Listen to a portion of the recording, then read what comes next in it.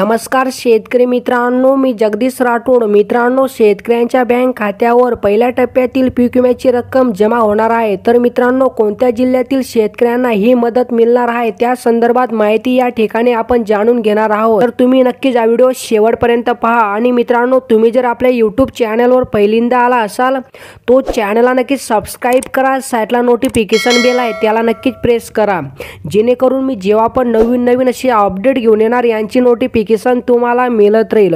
चला मित्रांनो, आता व्हिडिओ सुरू करूया।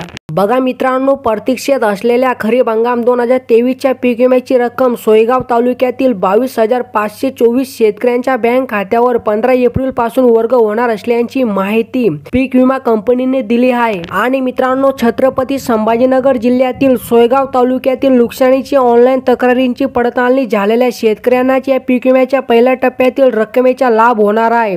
त्यामुळे पोर्टलवर नुकसानीच्या 72 तासात तक्रारी न केल्यास ऑफलाईन शेतकऱ्यांची नावे पीक विमा कंपनींनी वगळलेली आहे। तर मित्रांनो, ऑफलाईन शेतकऱ्यांना खरीपाच्या पीक विम्यासाठी दुसऱ्या टप्प्यासाठी मे महिन्याच्या अखेरीस अथवा जूनच्या पहिल्या आठवड्यापर्यंत शेतकऱ्यांना प्रतीक्षा करावी लागणार आहे।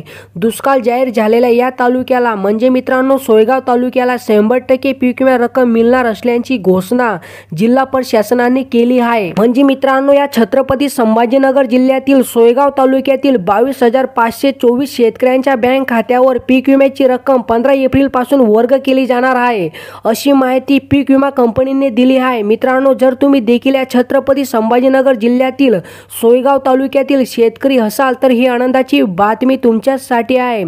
मित्रांनो, अशा प्रकारे ही काय छोटीशी अपडेट होती। जर तुम्हाला ही अपडेट आवडली असेल तो नक्की चॅनलला सबस्क्राइब करा, व्हिडिओला लाईक करा। चला मित्रांनो, भेटूया नवीन एका व्हिडिओमध्ये। धन्यवाद मित्रांनो।